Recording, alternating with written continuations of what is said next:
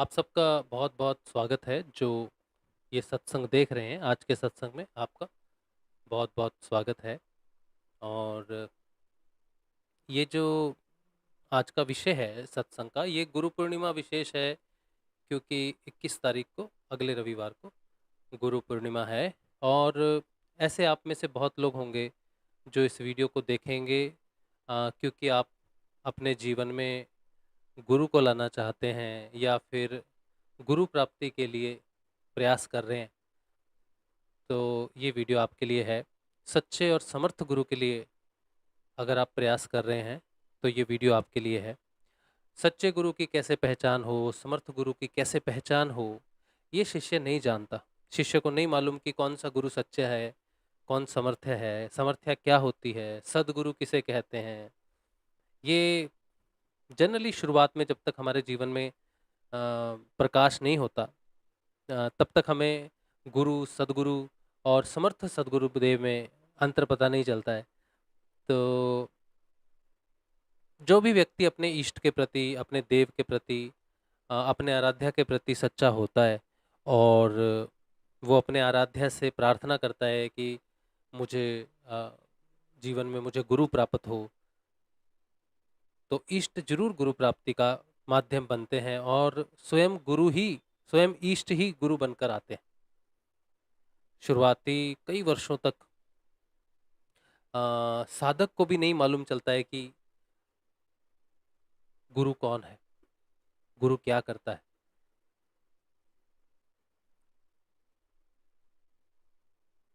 तो ये जो वीडियो है, ये ऐसे बहुत सारे लोगों के लिए है जिन्हें या तो गुरु की तलाश है या फिर वो गुरु का अर्थ समझना चाहते हैं कि गुरु क्यों चाहिए हमें। और किसी के जीवन में अगर गुरु है भी तो हो सकता है कि उसे वैसा लाभ ना मिल रहा हो जैसा किसी और को मिल रहा है।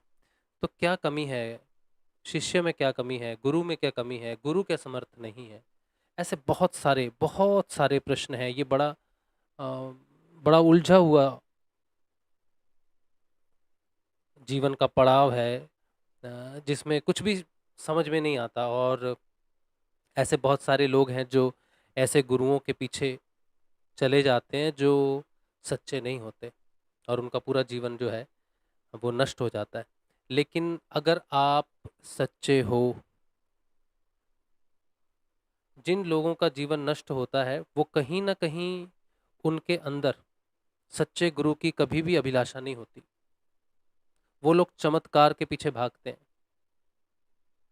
वो सोचते हैं कि गुरु के पास जाएंगे तो ये जो भौतिक रूप से सामने गुरु बैठा है, मचान लगाकर, सिंहासन लगाकर बैठा है, मैं इसके पास जाऊंगा, मैं इसके पास जाऊंगी, मैं अपनी समस्याओं के बारे में बताऊंगी और वो कहेंगे बेटा हाँ ये समस्या ठीक हो जाएगी, कल ठीक हो जाएगी, ऐसे ठीक हो जाएगी, वैसे ठीक हो जाएगी। उन्हें उम्मीद है कि गुरु के पास जाने से समस्याओं का समाधान हो जाएगा। गुरु कोई भौतिक शरीर है। जिन लोगों की धारणा इस प्रकार की रहती है कि गुरु हमारे जीवन में आएगा तो हमारे जीवन में समस्याओं का समाधान होने लग जाएगा, गुरु जी समस्याओं का समाधान कर देंगे। जो लोग गुरु से उम्मीद करते हैं कि वो समस्याओं का समाधान कर देगा, ऐसे लोग कभी भी सच्चे गुरु तक नहीं पहुंचते।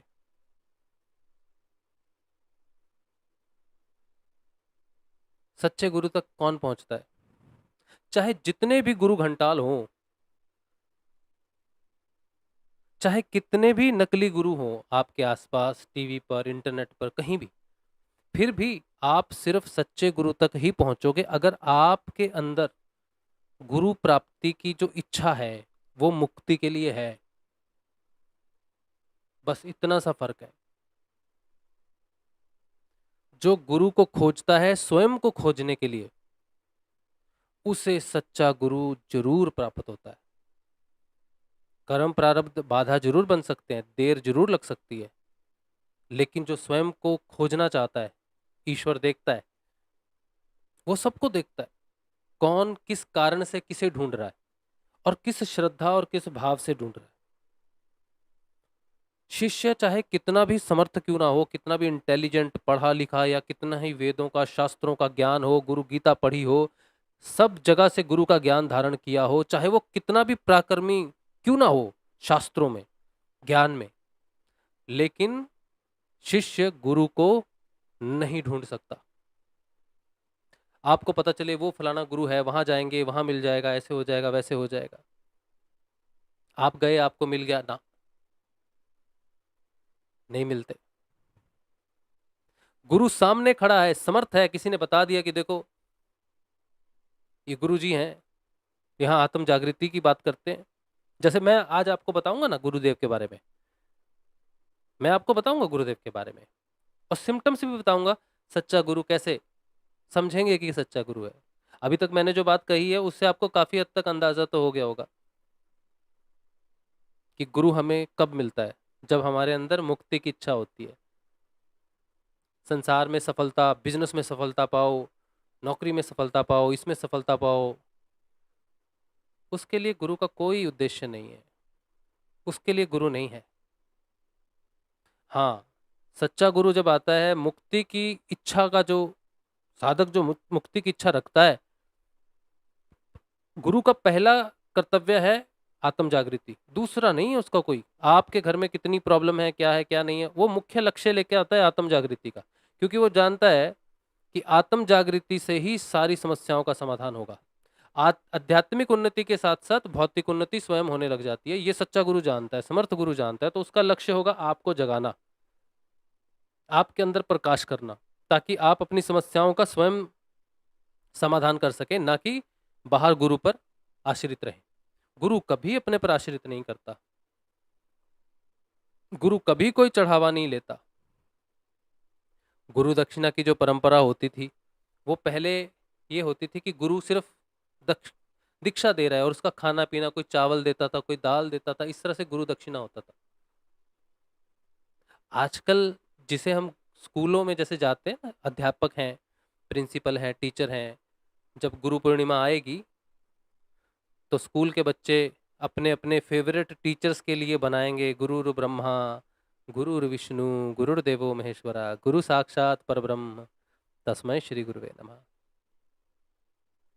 वो कहलाने के लिए गुरु हैं, लेकिन जिसके पास सत्य नहीं होता वो गुरु नहीं होता।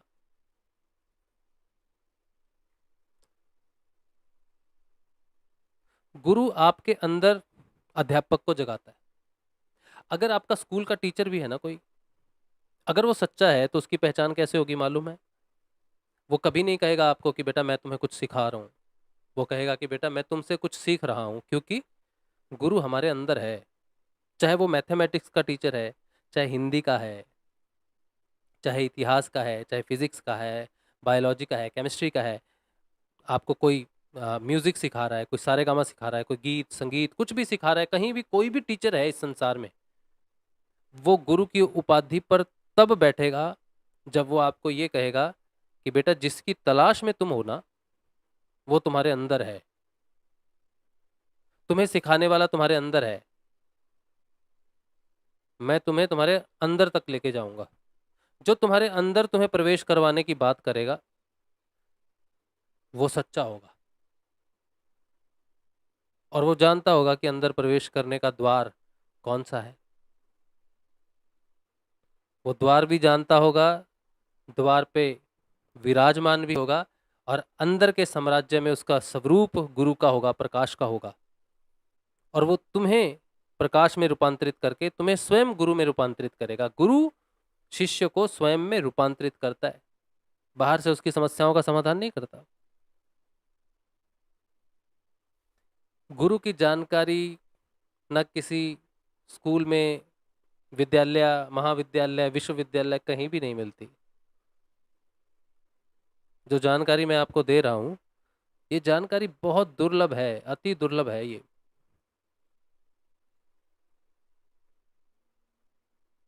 इतनी जानकारी प्राप्त करने के लिए भी पात्रता होनी चाहिए। कर्म प्रारब्ध उदय होने जरूरी है, वो कर्म प्रारब्ध जो आपको गुरु तक पहुंचाए।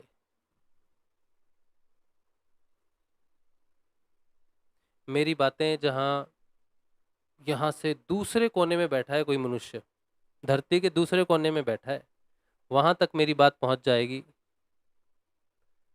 लेकिन मेरे घर में अगर मैं किसी को बताऊं, जैसे मेरे घर में मेरा भाई है, वहां तक नहीं पहुंचती मेरी बात। मेरी बात मेरे सगे भाई तक नहीं पहुंचती।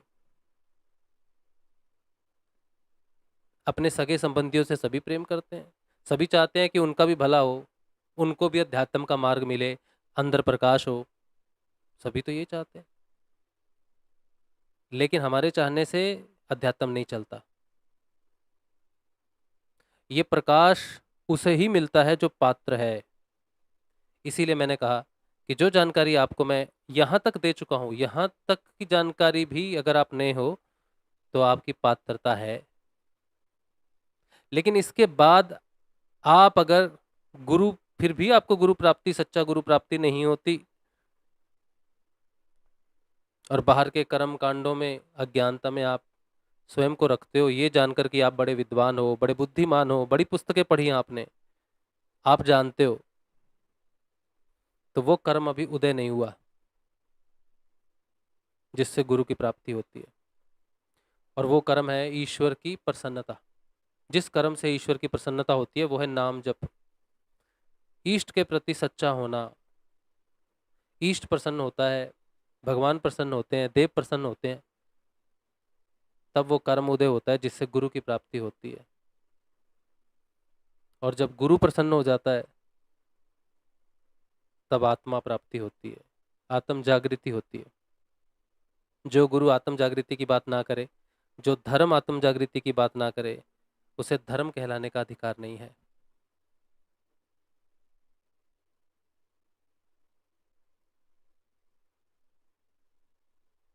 जिस अध्यात्म में आत्म जागृति की बात ना हो, जिस ग्रंथ में आत्म जागृति की बात ना हो, वो रद्दी की किताब से ज्यादा कुछ भी नहीं है।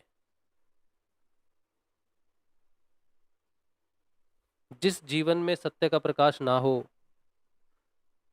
उस जीवन में और पशु के जीवन में कोई अंतर नहीं। चाहे वो कितना ही महान जीवन क्यों ना हो, कितना ही धन, कितनी ही संपत्ति, कितना ही नाम, कितना ही उच्च पद, कितनी ही विशेषता, कितनी ही सुंदरता, कितना ही हेल्दी जीवन, कितना ही महान जीवन क्यों ना हो, जिस जीवन में सत्य नहीं, जिस जीवन में सत्य का प्रकाश नहीं हुआ, वो मनुष्य जीवन व्यर्थ हुआ।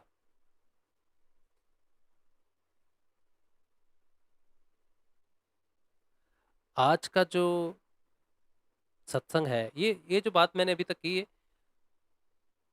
ये बहुत महत्वपूर्ण इसलिए है कि आपको जो जानकारी मैं आगे दूंगा, आपको मालूम होना चाहिए कि किस आधार पर मैं बात कर रहा हूं।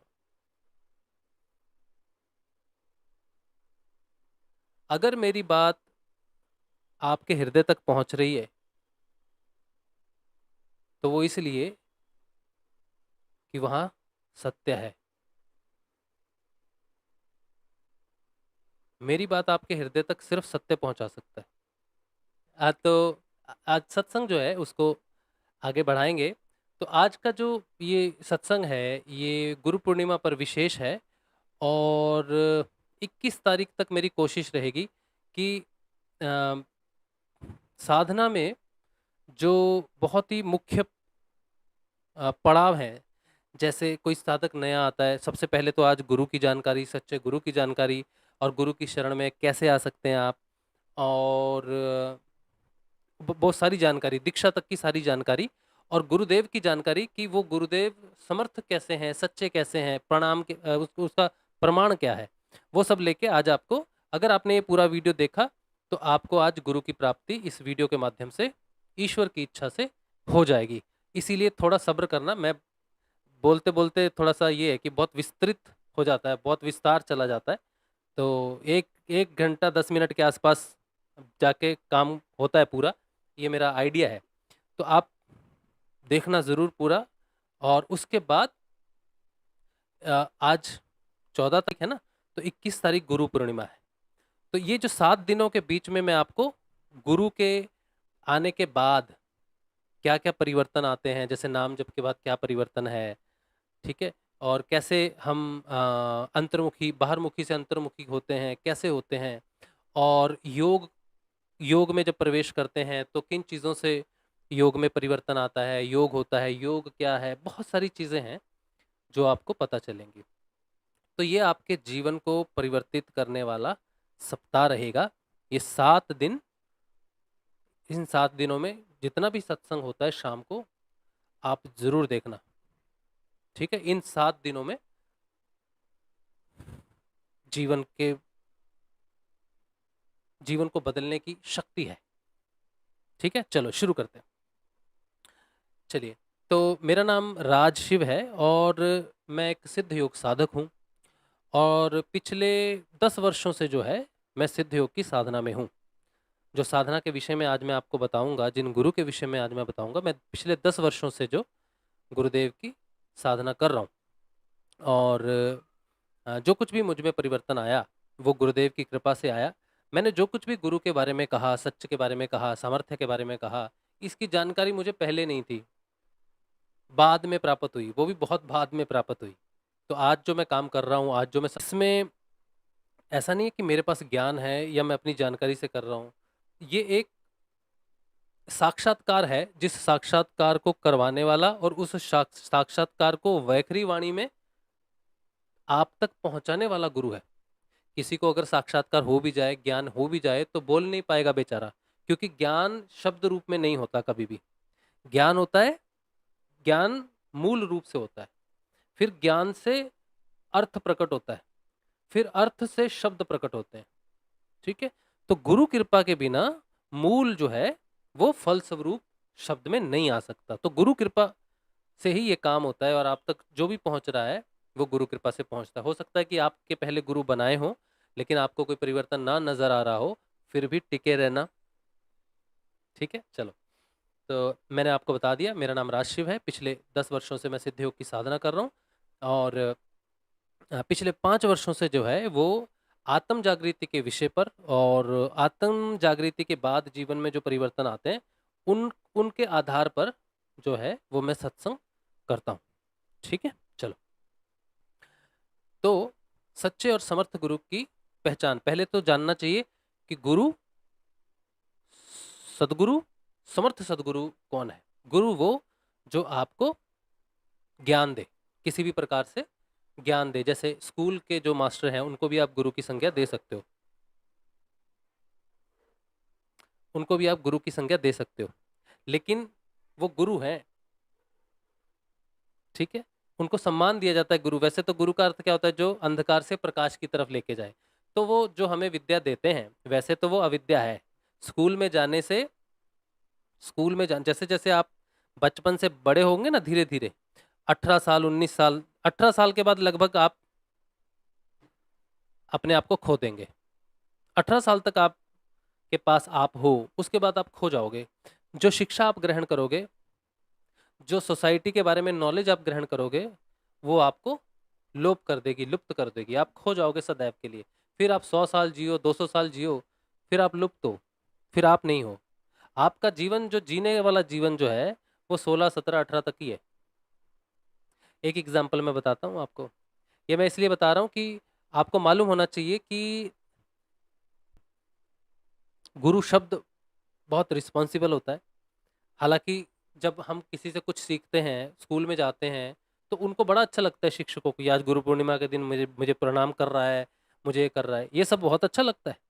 सम्मान प्राप्त करना किसे अच्छा नहीं लगता, लेकिन उस सम्मान को प्राप्त करने के लिए सत्य का अनुदान करना भी जरूरी होता है। शिक्षा तब तक शिक्षा नहीं बनती जब तक उसमें सत्य की लहर नहीं है, ठीक है? तो मैं एक छोटी सी एग्जांपल देता हूँ। जैसे सोसाइटी है एक, हमारी सोसाइटी, छोटा सा बिल्डिंग है, छोटी सी साइकिल खड़े करने की एक जगह है नीचे में। तो मैं हमेशा जब साइकिल खड़े करता हूँ अपनी, तो मैं बिल्कुल साइड में खड़ी करता हूँ ताकि किसी को आने जाने में दिक्कत ना हो, ठीक है? और अगर सिर्फ ये भी नहीं कि आने जाने में दिक्कत ना हो, अगर मैंने थोड़ी इधर उधर खड़ी कर भी दी तो 4 लोग बोलेंगे यार क्या है ये, कहाँ में नहीं करेंगे गाड़ी को, साइकिल को साइड में नहीं करेंगे, लेकिन उनको थोड़ी तकलीफ हो जाएगी, अंदर अंदर सोचेंगे कौन बेवकूफ है। लेकिन मेरा बेटा जो 16 साल का है अभी, उसने साइकिल वहां खड़ी की जहां मैं नहीं खड़ी करूंगा कभी भी। और उसको मैंने पूछा कि तूने कहाँ साइकिल खड़ी की है, उसने बोला पापा मैंने वहीं खड़ी की है जहाँ देखो आप।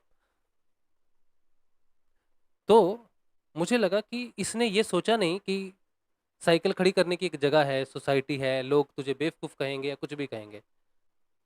और अगर वो वहां खड़ी करे या कोई हटा दे या कुछ करे तो उसके मन में किसी के प्रति कुछ भी आएगा नहीं कि हाँ ये हो गया या ये बोल दिया किसी ने, कुछ भी बोल दिया, नहीं आएगा। तो इस समय जो बच्चा स्वयं वो ये नहीं देख रहा कि किसी को हताहत करने के लिए या किसी को जैसे हम कहते हैं ना आज मैं साइकिल यहीं खड़ी रहूंगा ताकि उसको परेशानी हो, या ये मेरी जगह है, या मैं तो हमेशा से साइकिल यहीं खड़ी करता हूँ, ये तो मेरा ही है, ऐसा होता है ना मनुष्य के। लेकिन जब तक ये भाव रहता है कि ना मेरा है ना तेरा है, तब तक आप स्वयं में हो।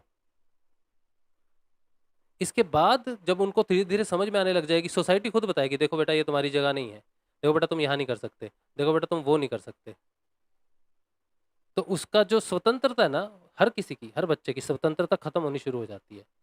और ये आती है, ये स्वतंत्रता जो खत्म होती है ये आती है बुद्धि के विकास से। यही वो बुद्धि है, जब इसका आध्यात्मिक विकास होता है तो वापस स्वतंत्रता प्राप्त होती है जो बच्चे के पास है, छोटे बच्चे के पास स्वतंत्रता है। और इसी बुद्धि का जब भौतिक विकास होता है तो वही स्वतंत्रता हमेशा के लिए छिन जाती है।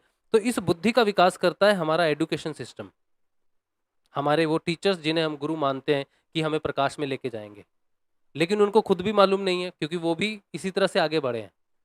तो सच्चा गुरु वो होता है जो आपके अंदर आपके निर्णय को जगाए कि आप अपने जीवन को अपने तरीके से हैंडल करो।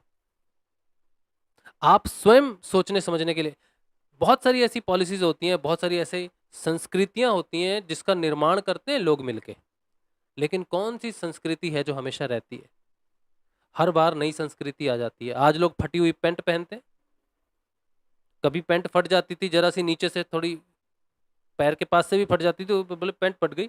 अभी तो घुटने, जांघों पे, पीछे में पैंट फटी होती है और फैशन है, कमीज फटी हुई है, सब कुछ फैशन है। तो संस्कृति सभ्यता बदल गई, एजुकेशन बदली है, तो ये चीजें बदलती हैं। ये जो चीजें हैं, ये सोसाइटी का जो निर्माण हो रहा है, ये जो कुछ भी हो रहा है बाहर से, जो कुछ भी हो रहा है, या स्कूल से हम जो भी सीखते हैं, वो हमारे टीचर्स जरूर है, वो उनकी रिस्पेक्ट जरूर है, लेकिन मैं उन्हें गुरु नहीं मानता। जो गुरु अंदर प्रकाश ना करे, जो तुम्हारे अंदर तुम्हारी स्वयं की स्वतंत्रता को पुस्तकों के माध्यम से या फिर सोसाइटी के माध्यम से हमेशा के लिए खत्म कर दे, वो गुरु नहीं हो सकता। तो मेरा कहने का मतलब इसलिए है कि मैं उन्हें गुरु इसलिए नहीं मानता कि आज के सिस्टम ने उनसे गुरुपद छीन लिया है। उनके पास वापस गुरुपद आ सकता है अगर आप जैसे साधक जागृत हो जाएं, आत्म रूप से जागृत हो जाएं, और आप जैसे साधक ही आगे जाके शिक्षक बने। तब आप जब अपने बच्चों को स्कूल में जब आप कहेंगे ना शिक्षक बन के कि बेटा गुरु तुम्हारे अंदर है, तब मैं शिक्षक को भी गुरु मानूंगा। शिक्षक गुरु नहीं बन सकता, मैं ऐसा नहीं कह रहा, लेकिन आज का शिक्षक गुरु नहीं है, मैं इतनी बात कह रहा हूं। गुरु का मतलब होता है प्रकाश करने वाला, और अंधकार बाहर नहीं है, कहीं अंदर है। अंदर उजाला करना है, स्वयं को कभी खोना नहीं, स्वयं को पकड़ के रखना। ठीक है। अच्छा, गुरु वो जो आपके अंदर प्रकाश करे। ठीक है। तो हम कभी कुछ सीखते हैं, जैसे मैं बांसुरी सीखता हूँ या मैं तबला सीखता हूँ, तो वो मुझे सिखाते हैं, तो मैं मेरे अंदर उस चीज की नॉलेज होती है, प्रकाश होता है उसके अंदर। ठीक है। तो उसको मैं गुरु की पदवी दे सकता हूँ कि वो मेरे अंदर कुछ जगा रहा है मेरे अंदर ही है। बाहर से कोई कुछ नहीं दे सकता मुझे, बाहर से कोई नहीं सिखा सकता मुझे, लेकिन मेरे अंदर जगा दे कि हाँ ये सही प्रोसेस है, ऐसे तुम इसके अंदर तुम जगा सकते हो। जैसे कहते हैं ना प्रैक्टिस करो प्रैक्टिस करो प्रैक्टिस करो, तो प्रैक्टिस करने से जाग जाती है ना चीज, अंदर डेवलप हो जाती है चीज, तो मेरे अंदर है तभी तो प्रैक्टिस करने से निकली ना। तो वो स्कूल के शिक्षक से ज्यादा जो आर्ट एंड एंटरटेनमेंट में जो आपके अंदर प्रतिभा का उजाला करते हैं वो गुरु पद के थोड़ा पास है, क्योंकि वो आपके अंदर उजाला करते हैं। अच्छा चलो, उसके बाद हम आते हैं सदगुरु पे। सदगुरु वो है जो आपके जीवन में भगवान के प्रति आस्था को दृढ़ करे, आपके जीवन में अध्यात्म का प्रकाश करे कि अध्यात्म क्यों चाहिए आपको, आपको भगवान की तरफ उन्मुख करे, आपको योग की तरफ उन्मुख करे, आपको इस इस बात से अवेयर करे कि आप क्या हो, क्या कर सकते हो, आप स्वयं को आत्म रूप से भगवान की तरफ लेके जा सकते हो। जो भगवान यानी कि आत्मा और आपकी जो व्यक्तिगत चेतना है, उस चेतना को आत्म चेतना की तरह दृष्टि दे सके, आपको सकारात्मकता दे सके, आपके जीवन में पॉजिटिविटी ला सके, उसे कहेंगे सदगुरु। फिर आते हैं समर्थ सदगुरुदेव। फिर आते हैं समर्थ सदगुरुदेव। समर्थ सदगुरुदेव क्या करते हैं? समर्थ सदगुरुदेव तक पहुंचने के लिए आपके जीवन में बहुत सारे गुरु आएंगे। दीक्षा गुरु भी होते हैं उसमें, जो सिर्फ मंत्र देते हैं कि ये मंत्र जपते रहो, नाम जपते रहो। तो आपके जीवन में बहुत सारे गुरु आएंगे जो मंदिरों के पुजारी हो सकते हैं, आपके परिवार में मतलब खानदान में वो कहते हैं ना कुल गुरु, वो भी हो सकते हैं। कुल गुरु भी समर्थ सदगुरुदेव हो सकता है और नहीं भी हो सकता। अगर आप अपने कुल गुरु को कुल गुरु कहते हैं लेकिन समर्थ सदगुरुदेव नहीं कहते, या आपके परिवार में किसी ने ये नहीं बताया आपको कि ये समर्थ सदगुरुदेव नहीं है बल्कि हमारे कुल गुरु हैं, तो इसका मतलब है कि हर कुल में एक जानकारी होती है कि तुम्हारा गोत्र ये है, तुम्हें ये अनुष्ठान करना है, ये तुम्हारी परंपरा है, तुम्हारे वंश ने ऐसा किया है, और उनका सम्मान करते हैं। और उनको कुंडली दिखा, जो हमारी जन्म पत्रिका होती है या घर के अनुष्ठान होते हैं, शादी होती है, इस तरह से कुल गुरु होते हैं। कुल के बारे में जानकारी रहती है, ग्रंथों की जानकारी हो सकती है, उपनिषदों की हो सकती है, वो ज्ञान हो सकता है आपको। कुछ दिक्कत हो तो गुरु जी से कंसल्ट करो, क्या करना है घर में, कैसे करना है, गुरु जी से कंसल्ट करो। तो वो कुल गुरु ऐसे हो सकते हैं, लेकिन समर्थ सदगुरुदेव नहीं। तो आपके पास हो सकता है कि गुरु हो, बचपन में माता पिता ने दीक्षा दिलवा दी, आप कहीं गए थे दीक्षा ले ली, उससे कोई फर्क नहीं पड़ता। आपकी दीक्षा 10 बार हुई है या 10,000 बार हुई है, इससे कोई फर्क नहीं पड़ता। आपने कितनी बार नाम बदला है, उससे भी फर्क नहीं पड़ता। जब तक समर्थ सदगुरुदेव ना आए तब तक गुरुओं की यात्रा चलती रहती है। तो वो समर्थ सदगुरुदेव कौन है और क्या करता है? समर्थ सदगुरु, गुरु जान लिया जो प्रकाश करता है, सदगुरु जान लिया जो आत्मा की तरफ उन्मुख करता है, सकारात्मकता की तरफ, भगवान की तरफ उन्मुख करता है। और समर्थ सदगुरुदेव वो जो आपकी व्यक्तिगत चेतना चाहे कितनी ही नीचे क्यों ना हो, व्यक्तियों में कोई कहे ना ये तो बहुत ही, इसकी चेतना तो जानवरों जैसी चेतना है, इसको तो मतलब बहिष्कार कर दिया हो, किसी ने जेल में डाल दिया हो, काले पानी में डाल दिया हो, वो मनुष्य इस संसार में सभी मनुष्यों की गणना में सबसे नीचे और सबसे आखिरी हो चेतना पर, लेकिन उसके पास मनुष्य शरीर है। तो समर्थ सदगुरुदेव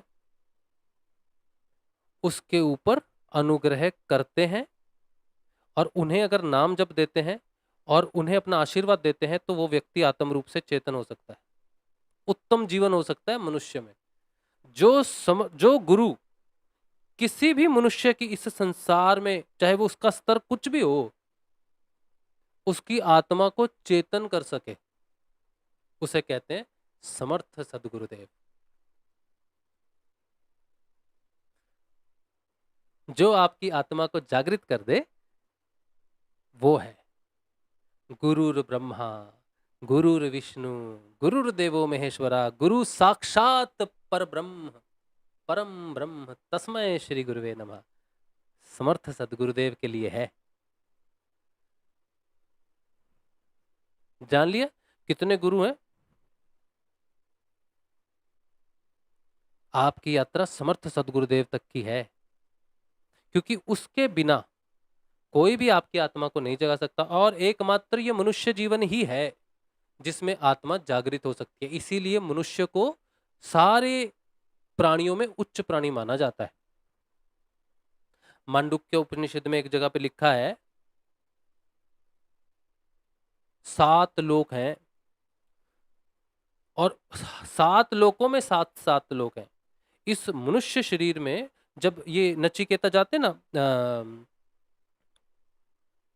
यमराज के पास, कहते हैं प्रभु मुझे ये बताओ कि मृत्यु के बाद मनुष्य कहाँ जाता है। तो यमराज कहते हैं कहीं भी नहीं जाता,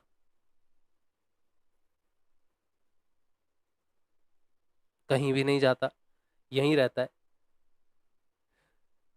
इसी शरीर में वो ब्रह्मवास करता है, जिसकी जड़ ऊपर है, पत्तियां नीचे हैं, वही ब्रह्म है। ये जड़ है सहस्रार, नीचे ये जो माया का संसार है ये पत्तियां हैं, शाखाएं हैं।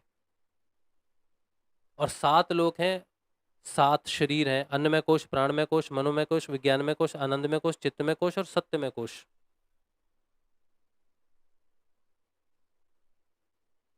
इन 7 में 7 हैं।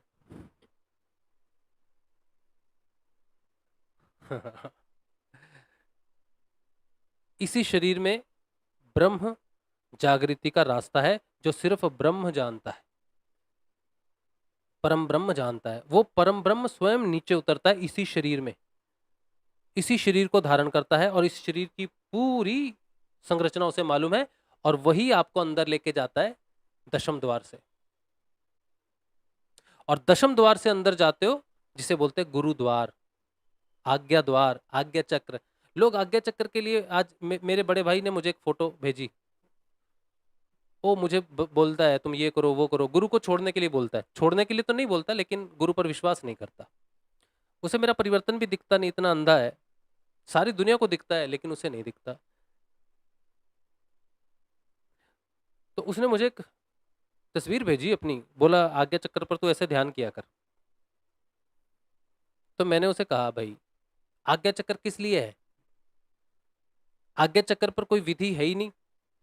लोग सोचते हैं ना आज्ञा चक्र की विधि होनी चाहिए, ये मुद्रा होनी चाहिए, वो मुद्रा होनी चाहिए। भाई कोई मुद्रा नहीं। आज्ञा चक्र एक द्वार है, आज्ञा चक्र एक स्थान है, संगम स्थान है। वहां पर गुरु की कुर्सी है, गुरु कुर्सी पकड़ बैठा है, वहां पर गुरु आसन लगा के बैठा है गुरु। आज्ञा चक्र पर गुरु का शासन है, और उसे आज्ञा चक्र क्यों कहते हैं? जिसके जीवन में समर्थ सदगुरुदेव आए और समर्थ सदगुरुदेव आज्ञा दें कि बेटा नाम जपो और ध्यान करो, और सिर्फ मेरा ही ध्यान करना, सिर्फ मेरे द्वारा दिया गया मंत्र जपना, इसके अलावा कोई मंत्र मत जपना, किसी दूसरे का ध्यान नहीं करना। बाकी सारे देवी देवता जिसके प्रति तुम्हारी श्रद्धा है नमस्कार करो, जिस धर्म में हो वो धर्म निभाते रहो, लेकिन जब नाम जपने की बारी आएगी तो गुरु के द्वारा दिया नाम जपना, जब ध्यान की बारी आएगी तो गुरु का ही ध्यान करना। बस इतनी ही आज्ञा है, बाकी तुम्हारी छुट्टी, बाकी तुम्हारा कुछ लेना देना नहीं है अध्यात्म में। अंदर के जगत में तुम कुछ नहीं कर सकते अपने आप। कुछ लोग बड़े बहादुर होते हैं, खुद ध्यान करते हैं, अंदर जाएंगे। तुम्हें अंदर का रास्ता मालूम है? तुम जाओगे भी कैसे? तुम जाओगे भी कैसे? तुम्हारे पास चाबी नहीं है आज्ञा चक्र की, तुम तो हटी हो। और आज्ञा चक्र अंदर से खुलता है। अब तुम्हारा घर है, तुम बाहर से, अंदर से तुमने लॉक लगाया है, ठीक है, और बाहर से कोई व्यक्ति आए, बोला मैंने इनके घर में घुसना है, कहाँ से घुसेगा? आपने अंदर से चाबी नहीं खोलनी, आपकी आज्ञा नहीं है उसके लिए कि ये व्यक्ति मेरे घर में घुसे, और वो व्यक्ति कहता मैं तो घुस के दिखाऊंगा, तो कैसे घुसेगा बोलो? चाबी नहीं है अब उसके पास, तोड़ेगा आज्ञा चक्र को? तोड़ सकता है बाहर से कोई आज्ञा चक्र को? नहीं तोड़ सकता, क्षमता ही नहीं है, पता ही नहीं है कैसे घुसना है। तो अंदर से जो द्वार खोलता है, जिसके पास चाबी है, वो गुरु है। गुरु, गुरु है वो, स्वयं गुरु ही चाबी है। तो आज्ञा चक्र उसकी आज्ञा से खुलता है। जो शिष्य गुरु की आज्ञा का पालन करता है उसी के लिए द्वार खुलता है। जो अपनी मनमर्जी करता रहता है, हट करता है, गुरु की बात नहीं मानता, जो गुरु पर यकीन नहीं करता, गुरु को पर ब्रह्म नहीं मानता, गुरु को साधारण मनुष्य मानता है, गुरु की आज्ञा पालन करने से अगर तुम्हें कष्ट हो तो तुम्हारा सौभाग्य, अगर बहुत ज्यादा कष्ट हो तो अति सौभाग्य। गुरु की आज्ञा पालन में कष्ट होना ही होना है, होना ही होना है, होना ही होना है, होना ही होना है। गुरु की आज्ञा पालन करते समय तुम्हारा शरीर तुम्हें डरा देगा, तुम्हारे प्राण तुम्हें डरा देंगे, तुम्हारा मन डरा देगा, तुम्हारी बुद्धि डरा देगी। क्यों? क्योंकि वो माया है। ये चारों चारों जो स्तर है माया के हैं, और वो कभी नहीं चाहेंगे तुम अंदर जाके उसका भेद जान लो, उससे परे चले जाओ। तो गुरु की आज्ञा है कि अंदर आओ, भेद जानो। माया कहती है नहीं। जैसे ही गुरु का ध्यान करोगे, गुरु का नाम जपोगे, जीवन में शुरू हो जाएगा युद्ध। तो जो डर के भाग जाते हैं, क्यों? क्योंकि वो सोचते हैं अरे यार ये क्या हो रहा है, ये क्या हो रहा है, मुझे क्या हो रहा है, मेरी सोच को क्या हो रहा है। भयंकर युद्ध है भैया। तो सच्चा गुरु जब आएगा, नाम जब ध्यान देगा, अंदर बुलाएगा ना, तो युद्ध। आज्ञा चक्र को खोलने वाला समर्थ सदगुरुदेव है, क्योंकि सारे गुरु, जैसे मैंने बताया ना, सदगुरु है, गुरु है, कुल गुरु है, और भी है, ये लोग आज्ञा चक्र को खोल नहीं सकते। हालांकि ये भी गुरु है, लेकिन ये खोल नहीं सकते। समर्थ सदगुरुदेव खोल सकता है। क्यों? क्योंकि अंदर जाने का मतलब क्या है? अंदर जाने का मतलब है कि अब तुम यमपुरी जाओगे। आज्ञा चक्र का जो ये द्वार है ना, ये सीधा खुलता है, ये सीधा यम, दक्षिण दिशा है। यहां से दक्षिण दिशा शुरू हो जाती है यात्रा। दक्षिण दिशा यमराज की है, और फिर वहां पर है हृदय द्वार। दक्षिण में है हृदय द्वार, और वो उसे हरिद्वार बोलते हैं। हरिद्वार की तरफ खुलता है, ये कह सकते हैं कि यम का द्वार हरि की तरफ खुलता है, हरिद्वार की तरफ खुलता है, वो नॉर्थ में। जो यमपुरी में जाकर हृदय द्वार को खोल दे, फिर वो उत्तरायण हो जाता है, उत्तर दिशा हो जाती है उसकी जीवन की। उसकी चेतना उत्तर दिशा में चल लय हो जाती है। आप देखो, भगवान कृष्ण कहते हैं कि दिशाओं में मैं उत्तर दिशा हूं। तो जो यमपुरी अंदर, ये, हाँ, वो बाहर वाला यमपुरी नहीं, अंदर भी यम है। जिसे जब हृदय को बोलते हैं ना, यम यम यम, उसका मंत्र जपते हैं ना हृदय द्वार को खोलने के लिए, क्योंकि अंदर आत्मा विराजमान है। सोचो किसी ने सिर्फ यम यम जपा, यम यम यम यम, और उसका हृदय द्वार खुल गया, बड़ी चक्कर, बड़ी बड़ी दुविधा में आ जाएगा वो, बड़ी दुविधा में आ जाएगा वो। आज्ञा चक्र पर गुरु नहीं है, और कोई मंत्र यम यम जप लिया और हृदय द्वार को खोलने लगा हुआ है, तो बड़ा जबरदस्त भ्रम हो जाएगा उसे, भ्रम हो जाएगा बड़ा जबरदस्त। क्योंकि वो ये जो हृदय क्षेत्र है ना, ये माया के अंतर्गत है। तो सीधे बीज मंत्र, हृदय का बीज मंत्र तो खतरनाक है। हृदय साधना डायरेक्ट करना खतरनाक है, क्योंकि बिना समर्थ सदगुरुदेव के, जो स्वयं आत्म स्वरूप है, जो आज्ञा चक्र का रास्ता खोले और साथ चले तुम्हारे यमपुरी तक, अंदर अंदर। और यमपुरी में जब यम डराएगा या मृत्यु डराएगी, शरीर भाव को नोच लेगी कि तुम शरीर हो, तुम मर जाओगे, ये हो जाएगा, वो हो जाएगा, तो शरीर भाव को नष्ट किया जाता है। यम क्या करता है? शरीर भाव को नष्ट कर देता है। तब गुरु खड़ा रहता है, डर मत, कुछ नहीं, जीवित रहेगा तू। तब गुरु सहारा होता है उस समय। गुरु पर यकीन होना चाहिए कि मरने नहीं देगा। ध्यान करूंगा, मरूंगा नहीं, कुछ भी हो जाए मरूंगा नहीं, ध्यान करूंगा। तो ध्यान करने से जब यम देखता है कि गुरु के प्रति बहुत श्रद्धावान है, डरता नहीं, तो शरीर भाव वहीं रह जाता है और हृदय द्वार खुल जाता है, और आत्मा जागृत होती है, और हृदय से जुड़ी हुई है सुषुम्ना नाड़ी, और सुषुम्ना नाड़ी में वो प्रवेश कर जाता है आत्म स्वरूप से। अब जब वो प्रवेश कर जाता है तो हृदय नाड़ी फिर से स्टार्ट हो रहा है।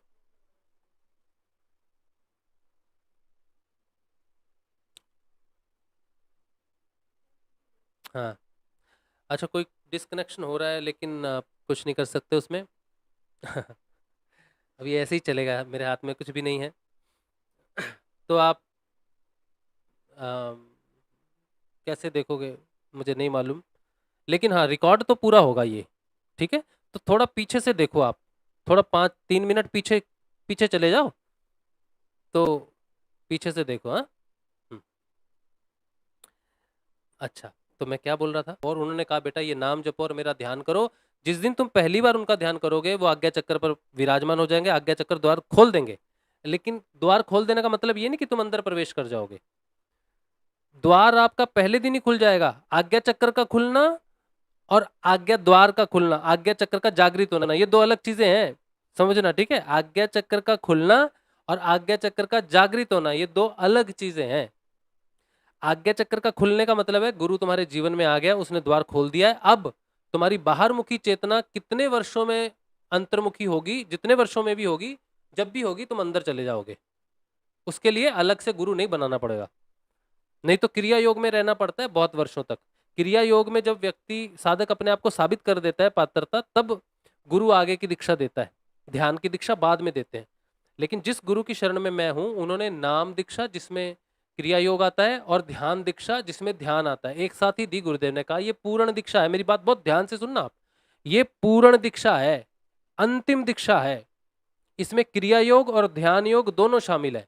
तो जिस दिन समर्थ सदगुरुदेव आपके जीवन में आएंगे, वो आज्ञा द्वार को खोल देंगे कि तू जब भी अंतर्मुखी होगा क्रिया योग से, जब भी तेरे अंदर ये भाव प्रकट होने शुरू हो जाएंगे कि गुरु में कोई क्षमता है, गुरु के प्रति तेरा जो एकनिष्ठ भाव है वो दृढ़ हो जाएगा, उस दिन तू अंदर आ जाएगा। तो क्रिया योग से दृढ़ होता है।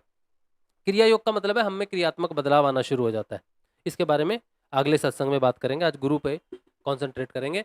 तो जिस दिन पहली बार ध्यान करोगे, समर्थ सदगुरुदेव का आज्ञा द्वार खुल जाएगा। साथ ही सुषुप्त कुंडलिनी, जिसे जगत जननी कहते हैं, बाहर दुर्गा, अंबा, काली, सीता माता, जो भी जिस देवी को, कुल देवी या कोई भी देवी के नाम से, शेरा वाली माता, दुर्गा माता, किसी भी नाम से आपने आज तक मां को पूजा है, उसका आंतरिक स्वरूप है तंत्र में, तंत्र स्वरूप है तंतु, उसे बोलते हैं कुंडलिनी।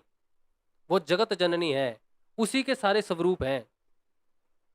तो जिस दिन समर्थ सदगुरुदेव आता है तो शक्ति को आना पड़ता है, बिना शक्ति के गुरु का काम नहीं होता। तो यहां आज्ञा द्वार खोल देगा और सुषुप्त कुंडलिनी को जागृत कर देगा। ये सिर्फ और सिर्फ समर्थ सदगुरुदेव करेगा, दोनों एक साथ। लेकिन कुंडलिनी को हट से भी जगाते हैं लोग। आज्ञा द्वार समर्थ सदगुरुदेव ही खोल सकते हैं, लेकिन कुंडलिनी को जागृत करने के लिए हठ या किसी प्रकार का अनुष्ठान या कोई टेक्निक से भी जागृत कर देते हैं। लेकिन जो ऐसा करते हैं, जो समर्थ नहीं होते, आज्ञा द्वार तो खोलते नहीं, कुंडलिनी को जागृत कर देते हैं, वो कुंडलिनी खतरनाक है। या तो हृदय घात करेगी, या पागल कर देगी, मानसिक संतुलन खत्म कर देगी, अपंग कर देगी, बहुत तरह से प्रभावित कर देगी। क्योंकि कुंडलिनी सिर्फ और सिर्फ परम ब्रह्म के स्वरूप को नतमस्तक होके उसके आदेश की पालना करते हुए रास्ता बनाती है सहस्रार तक का। और जिसका आज्ञा चक्र पर ही शासन ना हो, वो तुम्हें सहस्रार में कैसे पहुंचाएगा, निर्गुण में कैसे पहुंचाएगा, निराकार में, जो सगुण में ही स्वयं को साबित नहीं कर पाया। तो समर्थ सदगुरुदेव का मतलब है सगुण और निर्गुण दोनों रास्ते उसको मालूम है, पूर्ण है वो, समर्थ है वो। चेतना को सबसे नीचे के केंद्र से जगा के उच्चतम केंद्र में स्थापित करना और पूर्ण साम्राज्य तुम्हें प्रदान कर देना, ये है समर्थ सदगुरुदेव का कार्य। तो कुंडलिनी का जागरण और आज्ञा द्वार का खुलना साइमल्टेनियसली एक साथ होता है।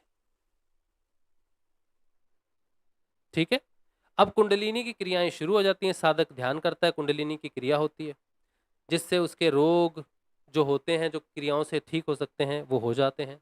जो उसके कार्मिक रोग हैं या फिर चेतना से दूर होंगे, वो बाद में। ठीक है, तो कईयों के कैंसर, एड्स और ऐसी कई बीमारियां हैं जो क्रिया से ठीक हो जाती हैं, शरीर के ठीक होने से ठीक हो जाती हैं, जो शरीर तक की बीमारियां हैं। लेकिन जो प्राण से जुड़ी हुई हैं, जो मन से जुड़ी हुई हैं, वो डिपेंड करता है कि गुरुदेव उसको किस रास्ते से कैसे करते हैं। क्योंकि सबसे पहले जब व्यक्ति जब साधना शुरू करता है ना, तो गुरुदेव कहते हैं सबसे पहले मानसिक अवसाद दूर होने बड़े जरूरी है। लेकिन मानसिक अवसाद तब दूर होते हैं किसी भी साधक के, जब उसका गुरु के प्रति बड़ा जबरदस्त एक निष्ठ भाव होता है, चाहे वो मानसिक रूप से कितना भी परेशान क्यों ना हो। अगर वो गुरु को अपने प्राणों का समर्पण करके कहे कि प्रभु जो भी है मैं आपको नहीं छोड़ सकता, आप जैसा कहोगे मैं वैसे ही करूंगा, तो उसकी अगर शराब, अफीम या किसी भी प्रकार का कोई भी नशा वो लेता है वो छूट जाएगा उसका। जिसके मन में गुरु के प्रति शंका रहती है और वो अपने मन को समर्पित नहीं करता, उसके मन से जितने भी रोग हैं या जितनी भी आसक्तियां हैं वो उसे नहीं छोड़ती। जब तक मन आपके पास है आप आसक्त रहोगे उसके कारण, लेकिन जिस दिन वो मन गुरु को समर्पित कर दोगे उस दिन गुरु उसका सुधार कर देगा। तो गुरु को समर्पण करना पड़ता है मन का। ठीक है, समर्पण वाला विषय बड़ा लंबा है, आज उस पर भी डिटेल में नहीं जाएंगे। आज मैं सिर्फ आपको सदगुरुदेव के बारे में बता रहा हूं, समर्थ सदगुरुदेव क्या करता है, कैसे करता है, और वो कौन है जिन्होंने मेरे लिए किया ये सब, और मैं उनकी आपको जानकारी दूंगा।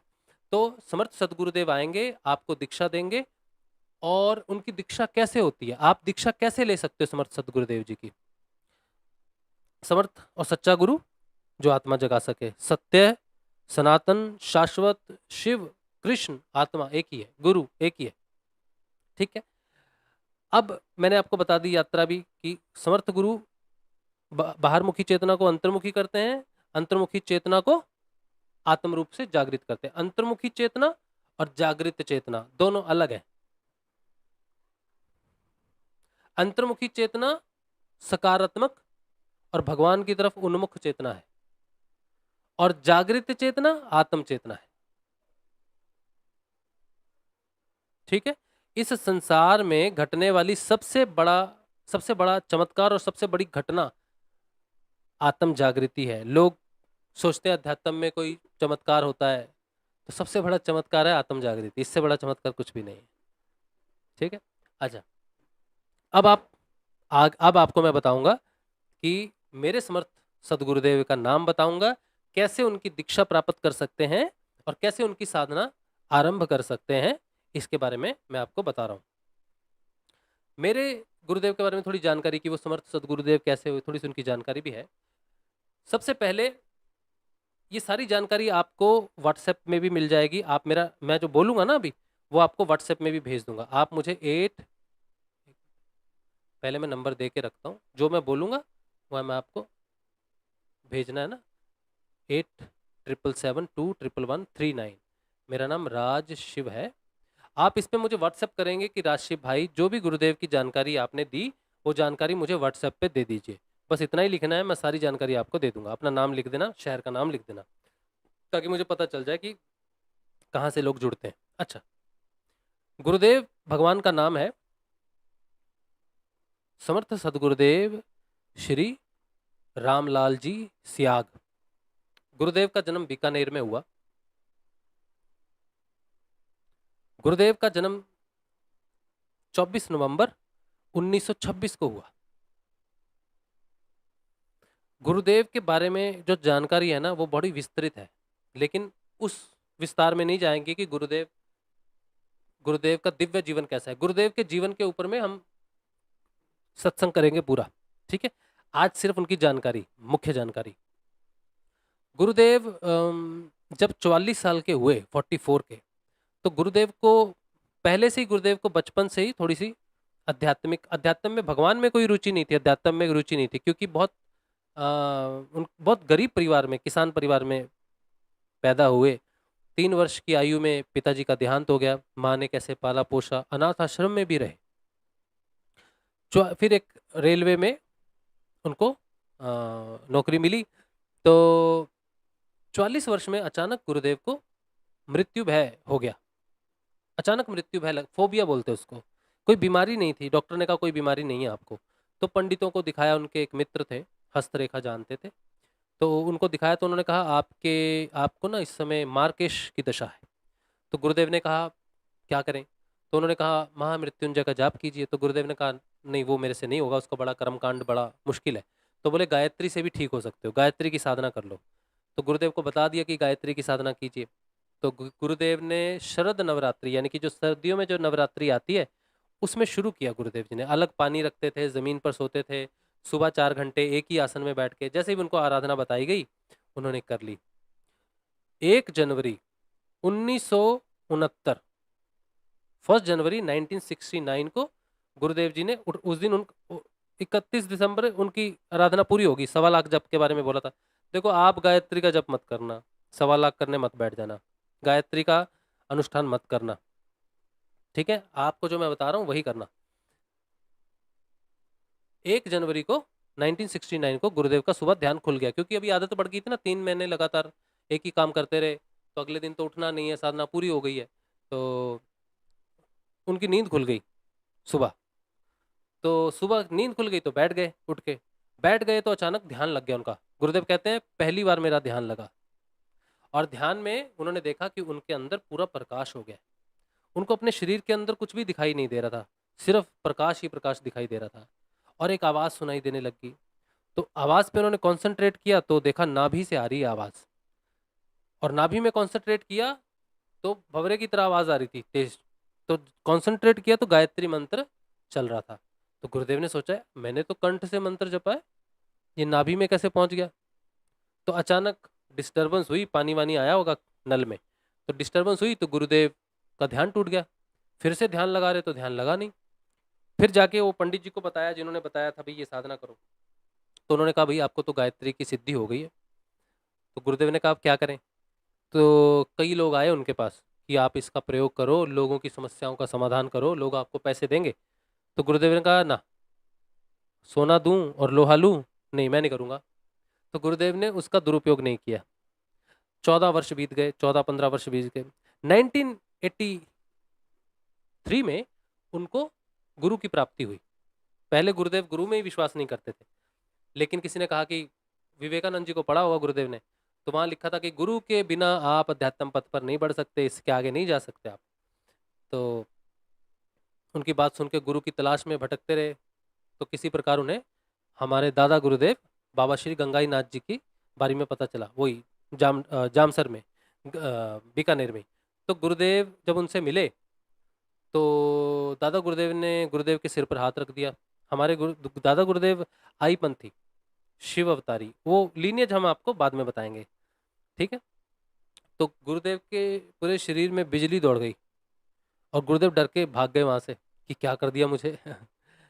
उसके बाद बाबा के बड़े आंतरिक संदेश उन्हें प्राप्त हुए कि मेरे पास आओ, लेकिन गुरुदेव नहीं गए, किसी वजह से नहीं जा पाए, और दादा गुरुदेव ने शरीर छोड़ दिया। उसके बाद 1984 में गुरुदेव को आदेश मिला कि बेटा तुम अब कृष्ण का मंत्र जपो। तो गुरुदेव ने जपा। 1984 में गुरुदेव को दूसरी सिद्धि हुई कृष्ण भगवान की। 1969 में उन्हें गायत्री की सिद्धि हुई, जिसे गुरुदेव ने कहा निर्गुण निराकार की सिद्धि, और 1984 में गुरुदेव को सगुण साकार की सिद्धि हुई। इन दो सिद्धियों के कारण गुरुदेव को आकाश तत्व और पृथ्वी तत्व, इन दोनों की सिद्धियां हो गई, यानी कि मूलाधार और सहस्रार मानो, दोनों की सिद्धियां होगी गुरुदेव को। अब गुरुदेव की जो फोटो है उससे ध्यान लगने लग गया। कोई भी व्यक्ति अगर गुरुदेव की फोटो के सामने बैठ जाए और प्रार्थना करे कि गुरुदेव मुझे अपनी शरण में लो, मेरा ध्यान केंद्रित करो, वो चाहे कोई भी मंत्र जप ले, तो उसका ध्यान लग जाएगा, उसकी कुंडलिनी जागृत हो जाएगी, वो ध्यान में प्रवेश कर जाएगा। तो गुरुदेव की तस्वीर जागृत तस्वीर हो गई। बाइबल में एक प्रसंग आता है कि जो आएगा ना कंफर्टर, बाइबल में लिखा है ना, जीसस ने कहा था कि मैं पिता की ओर से एक सहायक भेजूंगा, तो वो सहायक कौन होगा? जीवता परमेश्वर होगा। तो गुरुदेव की तस्वीर जीवती तस्वीर है। तो हम गुरुदेव ने कहा था कि मेरा शरीर चला जाएगा लेकिन मेरी तस्वीर हमेशा रहेगी। जो मेरी तस्वीर के सामने बैठ के ध्यान करेगा और मेरा संजीवनी मंत्र का जप करेगा, उसको मोक्ष पद की प्राप्ति होगी। मुझ में और तस्वीर में कोई अंतर नहीं है, मैं कभी नहीं जाऊंगा। मेरी तस्वीर के माध्यम से तुम मुझसे प्रश्न पूछना, मैं जवाब दूंगा, तुम्हें जवाब दूंगा। लोग तो सोचेंगे भी तस्वीर बात करेगी क्या? ये सारा संसार गुरुदेव का माध्यम है। तुम गुरुदेव से अपनी बात कहो तस्वीर से, तो गुरुदेव आपका समस्या का समाधान किसी के माध्यम से भी कर सकते हैं। पुस्तक हो सकती है, सत्संग हो सकता है, व्यक्ति हो सकता है, कैसे भी करें। तो किसी भी शिष्य को कोई प्रॉब्लम हो तो ये ना ढूंढे कि किससे पूछूं, कौन महान व्यक्ति है, कौन ज्ञानी व्यक्ति है, ना, गुरुदेव की तस्वीर से पूछो। उन्होंने किससे आपका किसके माध्यम से आपका सोल्यूशन कराना है वो खुद डिसाइड करेंगे। तो गुरुदेव की जीवित तस्वीर है, ठीक। ये रही बात, गुरुदेव शरीर नहीं है, गुरुदेव चेतना है, क्योंकि उनको दो सिद्धियां हुई जिसके कारण वो इस संसार में किसी भी व्यक्ति की चेतना को जागृत कर सकते हैं और सहस्रार में लय कर सकते हैं। गुरुदेव की तस्वीर के ध्यान से कुंडलिनी जागृत हो जाती है। कुंडलिनी के जागृत होते ही योग क्रिया अपने आप शुरू हो जाती है। गुरुदेव जिस पथ की दीक्षा देते हैं, जिस योग की दीक्षा देते हैं, वो सिद्ध योग है। सिद्ध योग पतंजलि अष्टांग योग में वर्णित सभी अंगों को स्वयं सिद्ध कर देता है। साधक को एक्स्ट्रा कुछ भी नहीं करना पड़ता। गुरुदेव की तस्वीर का ध्यान करना पड़ता है, गुरुदेव जी का दिया हुआ संजीवनी मंत्र का जप करना पड़ता है, मन ही मन। 2 समय 15 मिनट मांग के बैठना पड़ता है कि गुरुदेव 15 मिनट के लिए मेरा ध्यान केंद्रित कर दो, सुबह शाम खाली पेट। और संजीवनी मंत्र का जप साधक को मन ही मन करना होता है, ध्यान के दौरान भी और नॉर्मल जब वो खा पी रहा है, चल रहा है, जा रहा है, आ रहा है, कभी भी 24 आवर्स में उसको जाप करते रहना जितना संभव हो। खाते पीते, लेटरिंग, बाथरूम, सब समय जाप कर सकता है, कोई बंधन नहीं है। कोई आसन का बंधन नहीं है, कोई दिशा का बंधन नहीं है, कोई धूप अगरबत्ती का बंधन नहीं है। गुरुदेव की तस्वीर अपने देवालय में रखो, अपने मंदिरों में रखो, गुरुदेव के सामने बैठो, बेड पे बैठो, सोफे पे बैठो, लेट के जो बैठ नहीं सकते लेट के भी ध्यान कर सकते हैं। गुरुदेव कहते ध्यान नहीं भी कर सकते तो नाम जप करो, नाम जप से ध्यान अपने आप घटित हो जाएगा, क्योंकि नाम बीज है और ध्यान फल है। तुम बीज को लगाओ, ध्यान अपने आप प्रकट हो जाएगा। अब बुद्धिमानी मत लगाना, उसके आगे ओम लगा लेते हैं, पीछे नमः लगा लेते हैं। जो गुरु ने दिया है मंत्र सोच समझ के दिया है, उसको विकृत नहीं करना। और बुद्धिमानी ज्यादा मत लगाना जी, तुलसीदास ने कहा है कलयुग केवल नाम आधारा, सुमिर सुमिर नर तुरी पारा, ध्यान क्यों करें। ध्यान जागृति का विषय है, आत्मा का विषय है। तो जिस नाम को तुम जप रहे हो ना, उससे तुम्हारी आत्मा जागृत हो जाएगी। और आत्मा जागृत होते ही सबसे पहले योग होता है, ध्यान लग जाता है। तो जब उस मंत्र से तुम्हारी आत्मा चेतन हो जाएगी तो गुरुदेव तुम्हें ध्यान के लिए बिठा देते हैं पहले ही। तो जब तक आत्मा चेतन नहीं होती, जब तक तुम योग में प्रवेश नहीं करते, तब तक क्रिया योग में रहते हो। उस ध्यान में तुम्हें क्रियाएं होंगी, तुम्हारे शरीर में जो व्याधियां हैं, प्रॉब्लम्स हैं, उनके अनुसार तुम्हें क्रियाएं होंगी। तो उस ध्यान में उसे क्रिया योग कहा जाता है। और जब आत्मा जागृत हो जाएगी तो फिर ध्यान योग में भी प्रवेश कर जाओगे, फिर ध्यान योग और क्रिया योग दोनों होंगे। ठीक है। गुरुदेव की ये जो दीक्षा है कैसे प्राप्त होगी। गुरुदेव का जो मंत्र है, छोटा सा मंत्र है, राधा कृष्ण का मंत्र है, उसे संजीवनी मंत्र कहते हैं। उस मंत्र से त्रिविध ताप शांत होते हैं, चाहे आदि दैहिक हो, आदि दैविक हो, आदि भौतिक हो, तीनों ताप शांत होंगे उस मंत्र जप से। अलग से कुछ नहीं करना। हमारे जो कलयुग के आदि गुरुदेव हैं वो है मच्छिंद्र नाथ जी। मच्छिंद्र नाथ जी ने जब कहा कि सिद्ध योग क्या है, तो कहा सिद्ध योग कल्पतरु का अमर फल है। सिद्ध योग वेद रूपी कल्पतरु का अमर फल है। इससे त्रिविध ताप नष्ट होते हैं, शांत होते हैं, और साधक को संपूर्ण ज्ञान विज्ञान की प्राप्ति होती है और मोक्ष पद की प्राप्ति होती है। वेद रूपी कल्पतरु का मतलब है शब्द रूपी है ये अमृत, ये योग। तो उस फल का जो आपने सेवन करना है वो शब्द रूप में है, उसको जपना है, मन ही मन जपना है, वही उसका सेवन है। उसी से त्रिविध ताप शांत होंगे, दूसरा कोई उपाय नहीं है। हर साधक की प्रगति उसके कर्म प्रारब्ध के अनुसार अलग अलग होती है। ठीक है। तो गुरुदेव का नाम समर्थ सदगुरुदेव श्री रामलाल जी स्याग। उनकी फोटो जीवित फोटो है, उनकी फोटो के आगे बैठ के ही आपको ध्यान करना है। अब आपके मन में ये शुभा आएगी कि यार गुरुदेव होते तो उनसे मिल लेते, है ना। मेरे मन में भी था। 2014 में गुरुदेव जी शरीर रूप में थे, लेकिन मैं रहता हूँ कलकत्ता में, गुरुदेव रहते थे उसमें जोधपुर में, तो मैं नहीं जा पाया गुरुदेव के पास। अब 2017 5 जून को गुरुदेव जी ने शरीर छोड़ दिया 91 वर्ष की आयु में। अब मैं तो रोया था बहुत। मैंने सोचा कैसा अभाग्य, कैसा दुर्भाग्य कि अपने गुरु से ना मिल सके। 2019 में सितंबर अक्टूबर के समय मुझे आत्म चेतना आई। उस समय मैं जागृत हुआ।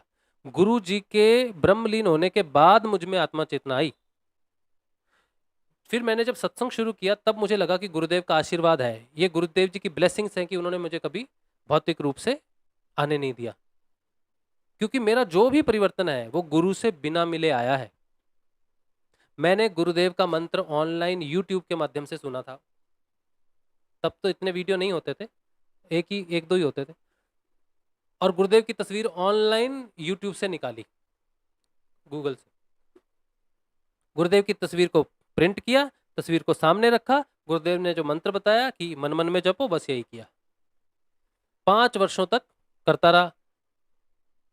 5 वर्ष बीत जाने के बाद बहुत सारी घटनाएं घटी, वो अगले सत्संग में बताऊंगा। ये जो 1 हफ्ता सत्संग चलेंगे ना, इसमें आपको बताऊंगा पूरा।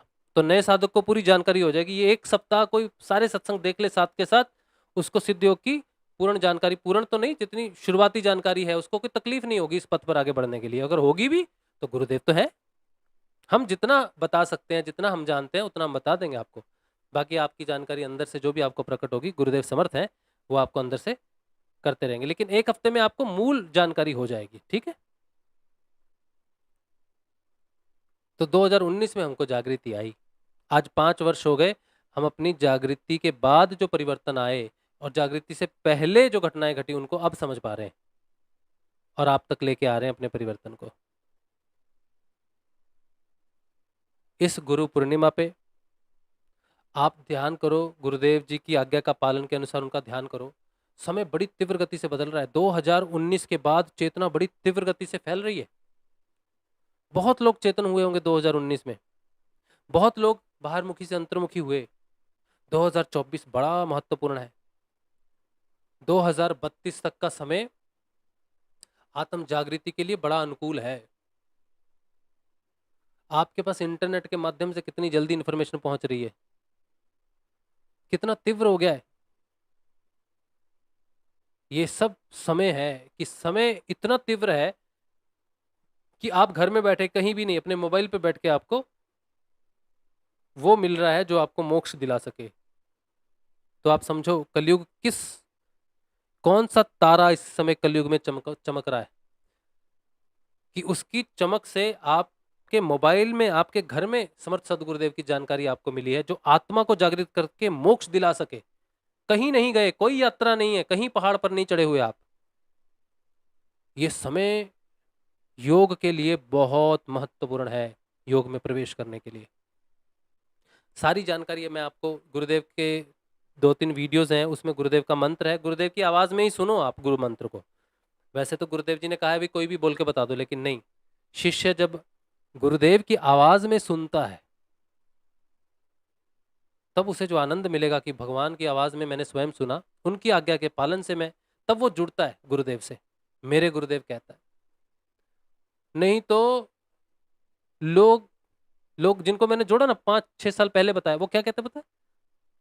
तेरे गुरुदेव, तुम्हारे गुरुदेव। 5 वर्षों में भी शब्द मुंह से नहीं निकला कि मेरे गुरुदेव। हालांकि मैंने कभी मुंह से नहीं बोल के बताया किसी को, हमेशा गुरुदेव की वीडियो भेजी। कुछ लोग गुरुदेव का वीडियो कुछ लिख देते हैं, लिख देंगे, मंत्र को लिख देंगे, क्यों लिखा तुमने? हालांकि गुरुदेव ने बोला है कि लिख के बता दो, लेकिन लिख के बताने वाली बात कहाँ कही गुरुदेव ने? कोई विदेश में रहता है, कोई कम्युनिकेशन नहीं है, उसको चिट्ठी में लिख के भेज दो, तस्वीर दिखा दो, लिख के भेज दो। लेकिन जब तुम्हारे पास मोबाइल है, तुम किसी को बताना चाहते हो तो प्रॉपर बताओ ना कि ये साधना है, ये नाम जप है, ये गुरुदेव है, ऐसे ध्यान करते हैं। तो मंत्र को हर जगह लिखने का कोई उद्देश्य नहीं। मंत्र बड़ा पवित्र पावरफुल मंत्र है, संजीवनी मंत्र, जो आपकी आत्मा को जागृत करता है। स्वयं गुरु वास करता है मंत्र के अंदर में। किसी ने पूछा नाद में और गुरु में क्या अंतर है? नाद क्या है? ध्वनि है, एक आवरण है। शब्द क्या है? जैसे ये शरीर कपड़ा है ना, कपड़ा है ना, शरीर एक बदला, दूसरा शरीर मृत्यु के बाद बदल लेते हैं ना। अंदर में तत्व कौन है? आत्मा। इसी तरह से शब्द जो है ना, शब्द कपड़ा है, उसके अंदर जो चेतना वास करती है वो गुरु है। तो गुरु जो मंत्र देता है उसके अंदर वो स्वयं वास करता है चेतन स्वरूप में। और जब तुम उस शब्द को अंदर मन में धारण करते हो, जपते हो, तो वो शब्द खुल जाता है, फिर उसका ध्वनि स्वरूप प्रकट होता है, उसे नाद कहते हैं। उसके अंदर गुरु है तत्व रूप में, और वही नाद है जो हृदय के द्वार को खोलता है और अंदर गुरु बैठा है आत्म स्वरूप में। शिष्य की आत्मा गुरु है। शब्द का आवरण हटा तो नाद का आवरण हटा तो आत्मा, सीधा ध्यान। बड़ी जबरदस्त प्रक्रिया है। पता नहीं मैं कहाँ कितना मिस कर रहा हूँ, क्योंकि इतना कुछ है बोलने के लिए, कहाँ बोलूँ किधर से बोलूँ समझ नहीं आता। गुरु ही सब कुछ है। मंत्र लेके आप सोचोगे मंत्र में ये गड़बड़ हो रही है। कोई गुरु जी के पास लोग आते थे, हम जप रहे हैं 10 दिन से, 15 दिन से, 50 दिन से जप रहे हैं, लेकिन हमें कुछ नहीं हो रहा, शायद हमसे कोई गलती हो रही है। साधक अक्सर ये भाव में चला जाता है कि कहीं कोई गलती तो नहीं हो रही। गुरुदेव ने कहा अपनी वाणी में, कहीं कुछ गलती नहीं हो रही, कहीं कुछ गलती नहीं हो रही, तुम मुझसे जुड़ो तो सही, तुम्हारी सारी गलतियां मैं सुधार दूंगा बाहर की। मुख्य बात है गुरु के प्रति जुड़ना।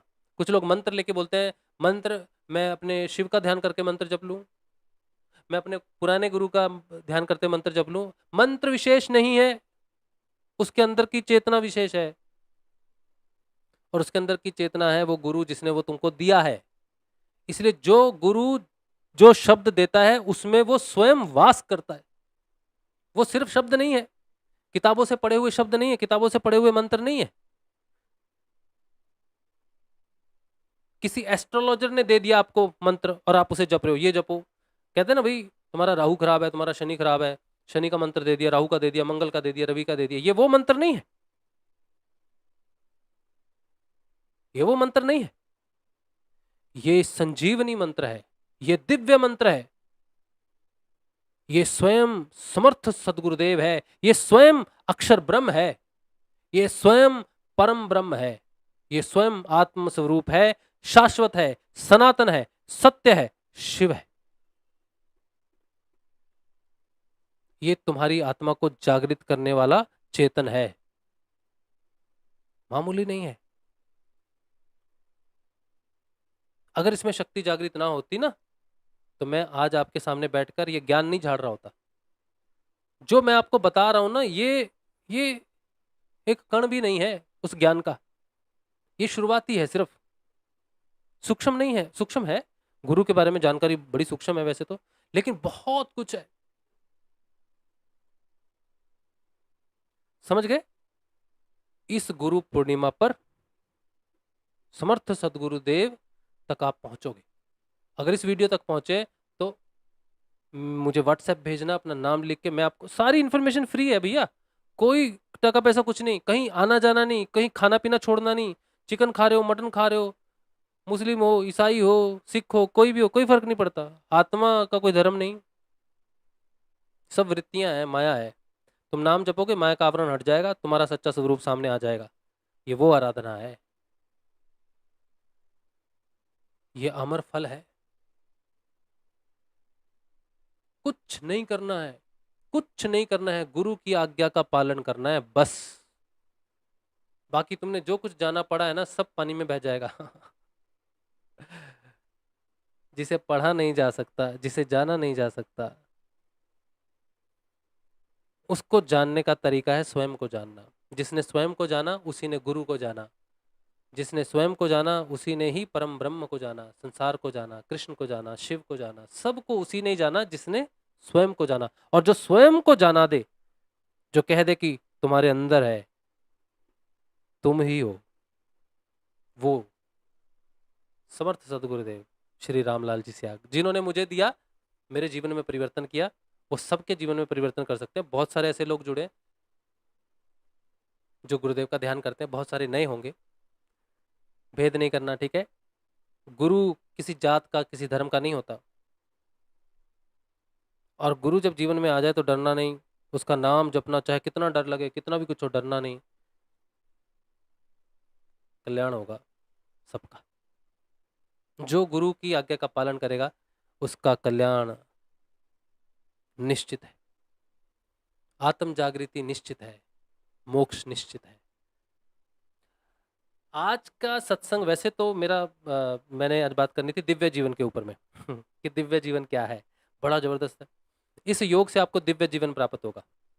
दिव्य जीवन क्या है इसकी हम कल सत्संग में बात करेंगे, और भी थोड़ी साधना के बारे में जो जुड़ेंगे उनको और भी जानकारी मिलेगी, और दिव्य जीवन के बारे में बताएगी कि ये जो रूपांतरण होगा इस योग में आने के बाद, गुरु जी जिस पथ पर आपको चलाएंगे उस पथ पर चलने के बाद जो जीवन परिवर्तन होगा, वो दिव्य जीवन का अर्थ क्या है। बड़ा जबरदस्त कॉन्सेप्ट है वो, ठीक है? आप सोच रहे होंगे जानते हैं, लेकिन अनुभव के बिना जाना मुश्किल है। ठीक है, तो कल उस पर बात करेंगे। अब आपका जो प्रश्न कुछ है तो वो मैं ले लेता हूँ। जय श्री गुरुदेव आप सबको। चैनल को ज्वाइन करें, मेंबरशिप जरूर लें, और सत्संग में अगर सहयोग करना चाहते हैं तो मुझे व्हाट्सएप करें मेरे नंबर पर 8777211339 पर। उस पर फ़ोन पे, गूगल पे की सारी ऑप्शंस हैं। अगर आप सत्संग में सहयोग करेंगे तो मुझे सुविधा होती है घर चलाने में, और डेडिकेटली ये काम करने में, रोजी रोटी चलाने में सुविधा होती है। ठीक है, तो सत्संग के लिए है। बहुत सारे लोग कहते हैं कि आप मांगो मत, आपको लोग अपने आप देंगे। कोई नहीं देता यार। कोई नहीं देता। ठीक है, तो ये पुकार लगानी पड़ती है। ये जो अनुदान है, जो समर्थ है, उनको बताने के लिए कि मैंने अच्छे कपड़े पहने हुए हैं ताकि लोग आएं। ठीक है, और जो लोग सहायता करते हैं, अनुदान करते हैं, उनका बहुत बहुत धन्यवाद। उनकी उनकी सहायता और सहयोग के कारण ये इन्फॉर्मेशन आप तक पहुंच रही है। मैं तो बैठा हूँ बोल रहा हूँ, लेकिन मुझे यहाँ बिठाने वाले जो अनुदान करते हैं वो सहायक हैं हमारे इस सत्संग में। गुरुदेव उन पर अपनी कृपा बनाए, आत्म जागृति की तरफ उन्हें लगाए हुए हैं। वैसे तो मेरे कहने से कोई मतलब पड़ता नहीं, लेकिन प्रार्थना है। चलिए, तो ये जो हरे हरे नाम है ना, ये स्टार हैं हमारे। ये इन्होंने ज्वाइन किया है channel as a member. As a member join करने से भी हमें बहुत, चैनल को बहुत ज़्यादा मदद मिलती है। यूट्यूब की तरफ से प्रचार में सुविधा होती है। चलिए, तो जय श्री गुरुदेव आप सबको।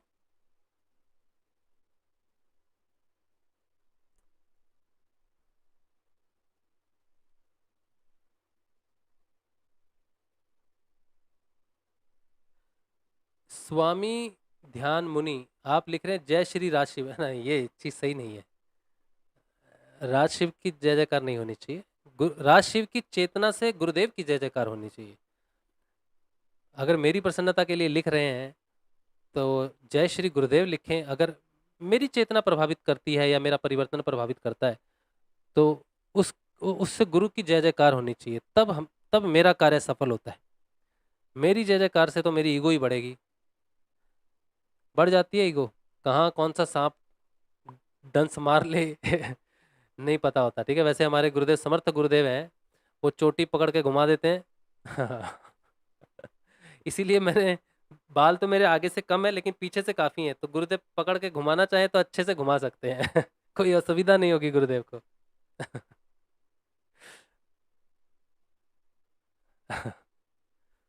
जय श्री गुरुदेव आप सबको। सोनू कह रहे हैं जागृत होने के बाद भी डिसीज होती है क्या? हाँ, जागृत होने के बाद भी बीमारी आती है, क्योंकि जागृत होने के बाद हमारे जो जागृति है वो पूर्ण रूप से सातों कोशों को चेतन करने में समय लगता है। आत्मा के जागृत होते ही सप्तम कोश का प्रभाव पड़ना शुरू हो जाता है, लेकिन उस ऊपर की चेतना को पूर्ण रूप से नीचे शरीर तक उतरने के लिए समय लगता है। तो कुछ बीमारियां मानसिक ठीक हो जाती हैं, बुद्धि में जो भ्रम होते हैं, डाउट्स होते हैं, इन्फीरियरिटी होती है, डर होता है, वो ठीक हो जाता है क्योंकि बुद्धि में प्रकाश होने लग जाता है। और फोबिया जल्दी ठीक होने लग जाते हैं। मानसिक अवसाद जागृति के बाद एकदम से ठीक हो जाते हैं, जागृति से जो इमीडिएटली जल्दी ठीक होते हैं। तो बुद्धि के कोई विकार हों वो ठीक होने शुरू हो जाते हैं, मन के कोई विकार हों वो जल्दी ठीक होने शुरू हो जाते हैं, और प्राण के विकार फिर धीरे धीरे ठीक होने शुरू होते हैं। और शरीर सबसे बाद में। शरीर के जो रोग हैं वो बहुत स्थूल रूप में है, तो वहाँ तक चेतना नीचे आने में समय लगता है। तो जैसे मैं अपनी एग्जांपल देता हूँ आपको। तो मुझे जैसे स्पॉन्डिलाइटिस था 2014 में, बड़ा सीवियर हो गया था। 2019 में तो बहुत ही ज़्यादा बढ़ गया था। तो जागृति के बाद वो दर्द गायब हो गया स्पॉन्डिलाइटिस का, और स्पॉन्डिलाइटिस रिवर्स होने लग गई। हालांकि मेडिकल में रिवर्स नहीं होता स्पॉन्डिलाइटिस, स्लो होता है। रीढ़ की हड्डी अगर खराब हो जाए तो वो ठीक नहीं होती, स्लो। डॉक्टर मेडिकेशन से उसको स्लो करते हैं, लेकिन मैंने कभी कोई मेडिकेशन नहीं ली, तो मेरा प्रोसेस रिवर्स हो रहा है। रीढ़ की हड्डी ठीक हो रही है। हाँ, प्रगति थोड़ी धीरे है, चेतना जैसे जैसे बढ़ेगी उसमें मुझे भी जैसे पद्मासन लगने लग गया, वज्रासन लगने लग गया, और भी कुछ महत्वपूर्ण योग आसन लगने लग गए। अभी जागृति के 3 साल बाद मैं उन आसनों तक पहुंचा, तो वो नाड़ी, ब्रह्म नाड़ी खुल जाएगी, नाभि की नाड़ी खुल जाएगी तो नाभि से जो प्रकाश आएगा उससे बहुत फायदा होगा। तो अभी तक वो प्रकाश मेरे शरीर में हुआ नहीं। जो प्रकाश मेरे मेरे में हुआ है वो हुआ है बुद्धि में, जिससे सही और गलत से अलग सत्य के ऊपर में जीवन चलने लग गया। तो बुद्धि चुनाव करती है सत्य का, ठीक है, और बुद्धि का विकास होने लग गया। बहुत सारी चीजें हैं जो दिखने लग जाती हैं। हृदय में प्रकाश हुआ है, आज्ञा चक्र पर प्रकाश हुआ है, गले पे प्रकाश हुआ है, विशुद्धि में प्रकाश हुआ है, मणिपुर में हुआ, काफी समय चला, उससे मुझे काफी राहत मिली। मुझे अल्सरेटिव कोलाइटिस था, तो मणिपुर चक्र में थोड़ा प्रकाश हुआ, नीचे उतरा, तो उससे मुझे काफी लाभ हुआ। और फिर और भी नीचे की लेयर्स हैं और उनमें भी प्रकाश होगा जब होगा। फिर अभी स्वादिष्ठान में चल रहा है, फिर उसके बाद मूल धारा में, फिर ऊपर से फिर प्रकाश बढ़ेगा। तो एक ही बार में प्रकाश नहीं है, लेयर्स हैं बहुत सारी। तो नीचे की लेयर जाने के लिए जितनी नाड़ियां खुलती जाएंगी ध्यान से, 72,000 करोड़ नाड़ियां हैं।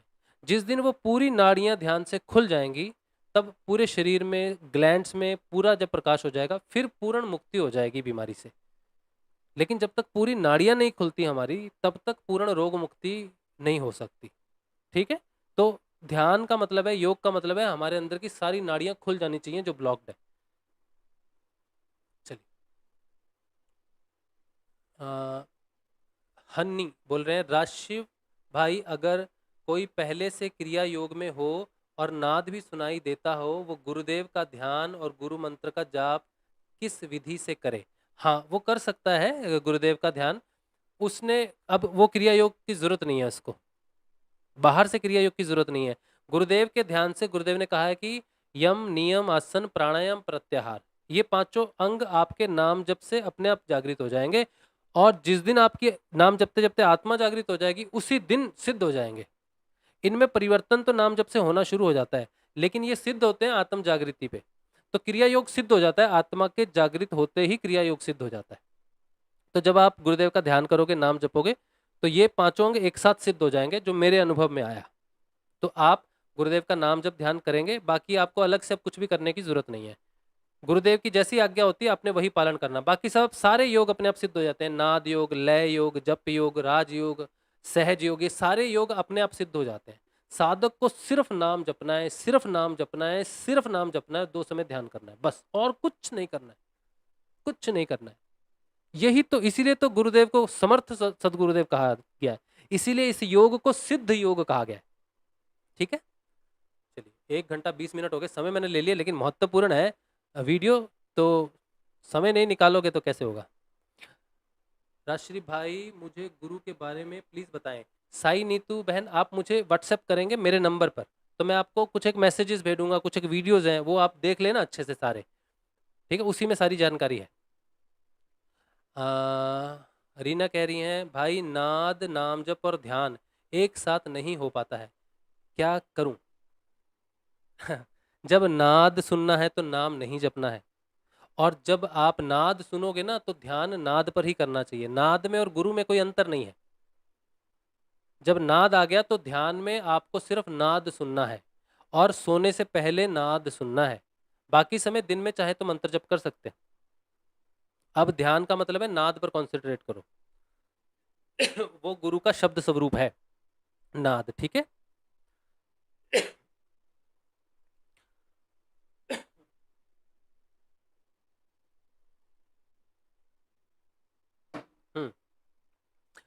हम्म। विभीषण नायक, आपने कल जो प्रश्न पूछा था मैंने जवाब दे दिया था। ठीक है, फिर भी मैं पढ़ लेता हूँ आपका मैसेज आज। आप इतनी कष्ट करते हैं, इतना सुन लिया आपने, यही भी कमाल है। कि वैसे आपका ध्यान तो मेरी तरफ नहीं रहा होगा, लेकिन फिर भी अपने आपने अगर मेरी इन्फॉर्मेशन सुनी है, इतना सत्संग सुना है, तो मैं पहले ही आपको नमस्कार कर दूं कि बड़ा आप में धैर्य है।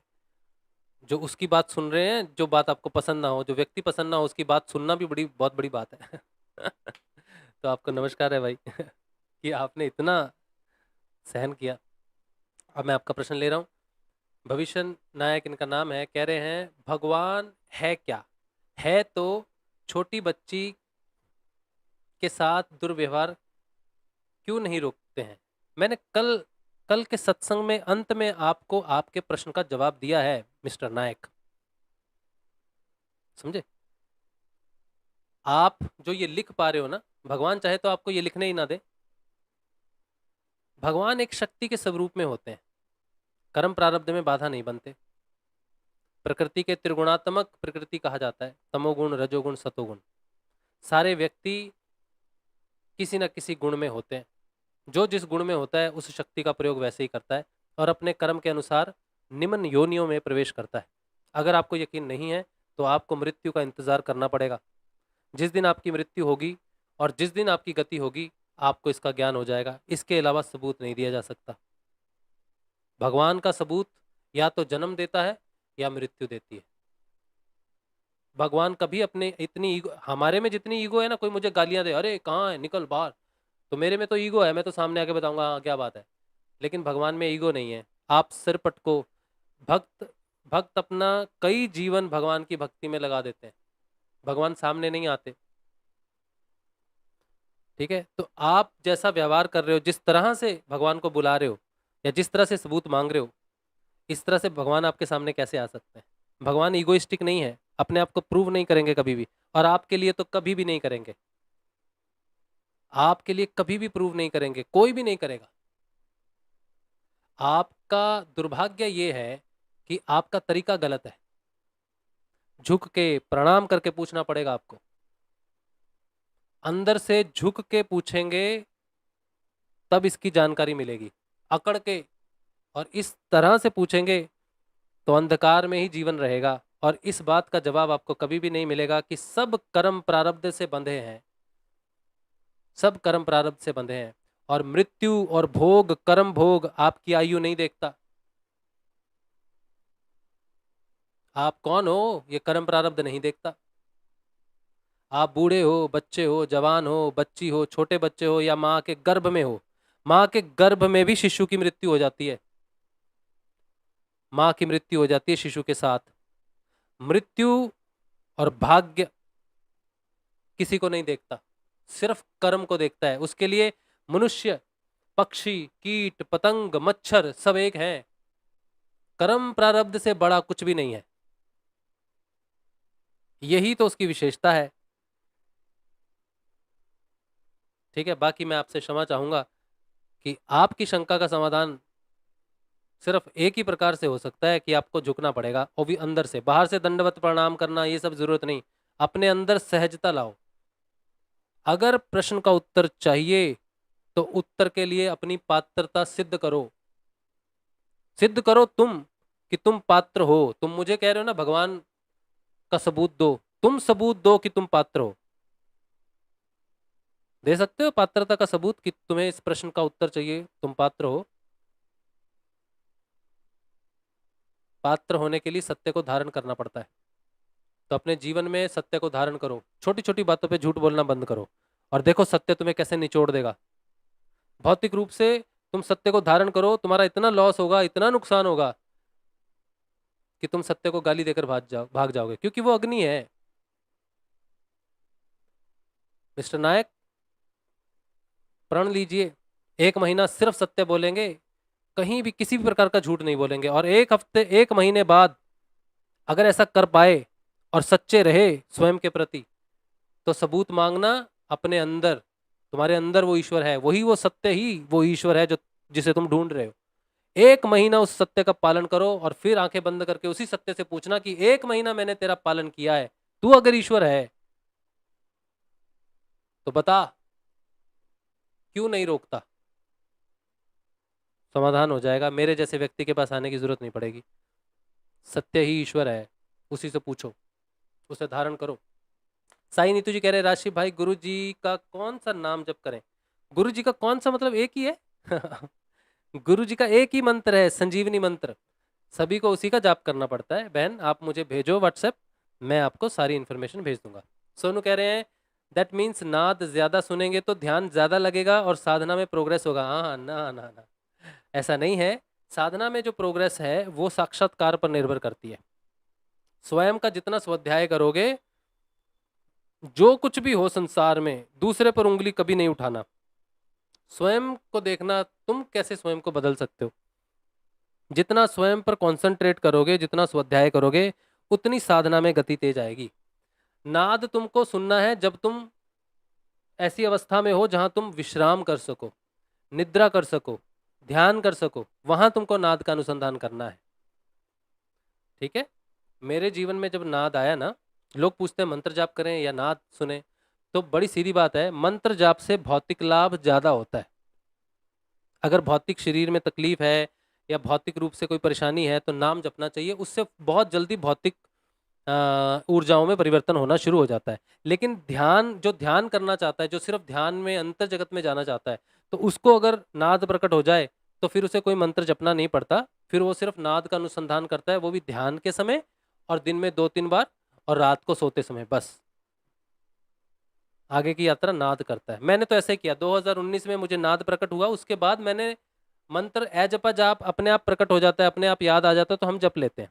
कभी शरीर में बीमारी है, हम बीमार हुए, हॉस्पिटल पहुंचे एक बार तो, और कभी परेशानी हुई मानसिक रूप से, कुछ सोच रहे हैं गुरुदेव से, कुछ बात कर रहे हैं, तो बात तो हम शब्दों में नहीं करके सीधा मंत्र जपना शुरू कर देते हैं। मंत्र ही बात है, वो सब जानता है।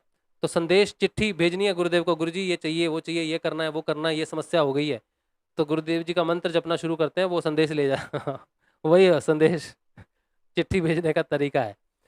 तो तब जप लेते हैं, गुरु जी के प्रति प्रेम हो तब जप लेते हैं, जब चलते फिरते जपा जाप आ जाए तब जप लेते हैं। याद करके मैं मंत्र नहीं जपता 2019 से। साधना चल रही है, ध्यान से चल रही है, ध्यान लगता है, आत्म जागृति के बाद सारा कुछ पीछे रह जाता है। जिसकी आत्मा जागृत हो जाए उसका सारा काम अपने आप होता है। बस गुरु के प्रति श्रद्धा प्रेम बनी रहनी चाहिए, वो तो बनी रहती है। आत्मा जागृत हो जाए तो फिर तो पता ही चल जाता है ना ये कौन है। सारे सारी विधियां मंत्र सब कुछ आत्म जागृति से पहले है, नाद भी आत्म जागृति से पहले है। आत्मा जागृत हो गई, उसके बाद नाद मंत्र सब लय हो जाते हैं। फिर तो जो जैसे हो जाए, जब हो जाए, ठीक है। फिर तो कमांड भगवान संभाल लेते हैं, आत्मा संभाल लेती है कमांड। ठीक है, चलिए आज का जो सत्संग है बहुत महत्वपूर्ण सत्संग। उम्मीद है कि आपको सदगुरुदेव की प्राप्ति हो और आप सदमार्ग पर चलें और अंदर से झुकें भगवान के प्रति। भगवान से कुछ पाना है तो नमस्कार करके ही पाया जा सकता है, युद्ध करके नहीं पाया जा सकता है। एकलव्य, पीछे जो तस्वीर लगाई है देखिए, एकलव्य ने अंदर से गुरु को सम्मान किया, छुप छुप के वो प्राप्त किया जो सामने से प्राप्त ना हो सके। लेकिन पात्रता थी, सच्चाई थी। गुरु ने इसलिए नहीं शिष्य बनाया कि परंपरा के हिसाब से या फिर कुल के हिसाब से उसको नहीं दे पाए, लेकिन गुरु रोक नहीं सका स्वयं की जागृति को। एकलव्य ने जागृति ले ली, वो सारी विद्या ले ली, कैसे? अंदर से झुक के, अंदर से गुरु को गुरु मान लिया, प्रणाम किया, नमस्कार किया, तो गुरु अंदर है। चलिए आज का सत्संग श्री गुरुदेव के श्री चरणों में, कल मिलेंगे कल के सत्संग में। जय श्री गुरुदेव, जय श्री दादा गुरुदेव।